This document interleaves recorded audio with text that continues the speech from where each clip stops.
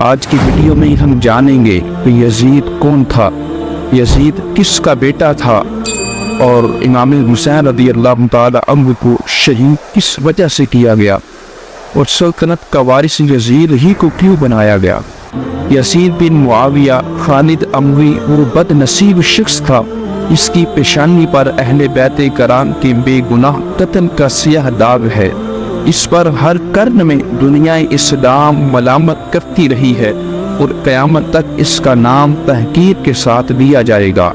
یہ بد باطن سیاہ دل ننگے خاندان 25 ہجری میں امیر معاویہ کے گھر محسون بنت بہدل کلبیہ کی پیٹ سے پیدا ہوا۔ نہایت موٹا، بدنما، قصیر بال والا، بد خلق، تند خو، فاسق، فاجر، شرابی، بدکار، ظالم اور بے ادب گستاخ تھا۔ اس کی شرارتیں اور بے حدیاں ایسی ہیں کہ جن سے بادشاہوں کو بھی شرم آئے۔ عبداللہ بن حنظلہ ابن الحسین رضی اللہ تعالی عنہما نے فرمایا، خدا کی قسم ہم نے یزید پر اس وقت خروج کیا جب ہمیں اندیشہ ہو گیا اس کی بدکاریوں کے سبب آسمان سے پتھر نہ برسنے لگے۔ محرمات کے ساتھ نکاح، منہیات کو اس بے دین نے علانیہ رواج دیا۔ مدینہ طیبہ، مکہ مکرمہ کی بے حرمتی کرائی۔ ایسے شخص کی حکومت غرق کی چوپانی سے زیادہ خطرناک تھی۔ ارباب فراست اور اصحاب اسرار اس وقت سے ڈرے تھے جب سلطنت کی بادشاہی اس شقیر اور بدبخت کے ہاتھ میں آئی۔ 59 ہجری میں حضرت ابو ہریرہ رضی اللہ تعالی عنہ نے دعا کی، اے رب عز و جل میں تجھ سے پناہ مانگتا ہوں 60 ہجری کے آغاز اور لڑکوں کی حکومت سے۔ اس دعا سے معلوم ہوتا ہے کہ حضرت ابو ہریرہ رضی اللہ تعالی عنہ جو حامل اسرار تھے انہیں معلوم تھا کہ 60 ہجری کا آغاز لڑکوں کی حکومت اور فتنوں کا وقت ہے۔ ان کی یہ دعا قبول ہوئی اور انہوں نے 59 ہجری میں بمقام مدینہ طیبہ سے رحلت فرمائی۔ امیر معاویہ رضی اللہ تعالی عنہ نے رجب 60 ہجری میں بمقام دمشق لقوہ میں مبتلا ہو کر وفات پائی۔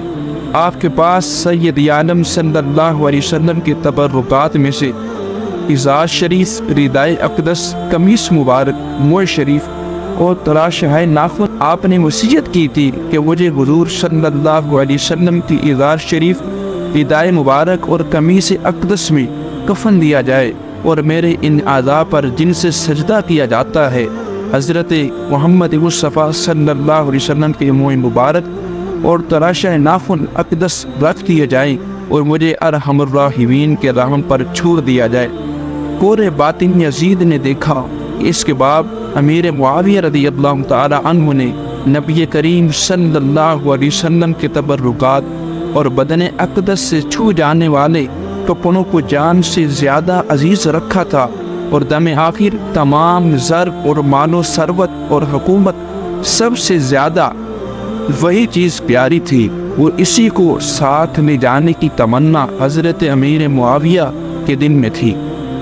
اس کی برکت سے انہیں امید تھی کہ اس ملبوس پاک میں خوشبو محبوب ہے، یہ مقام غربت میں پیارا رفیق اور بہترین مونس ہوگا۔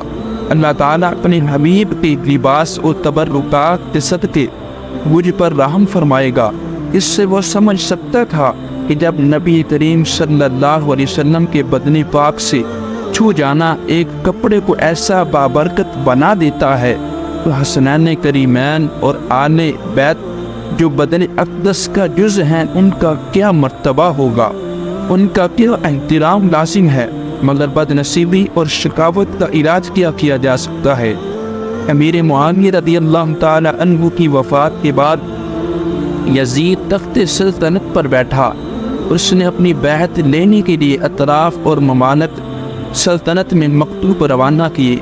مدینہ طیبہ کا عامل جب یزید کی بیعت لینے کے لیے حضرت امام حسین کی خدمت میں حاضر ہوا تو آپ نے اس کے فسق اور ظلم کی بنا پر اس کو نااہل قرار دے دیا اور بیعت سے انکار فرمایا۔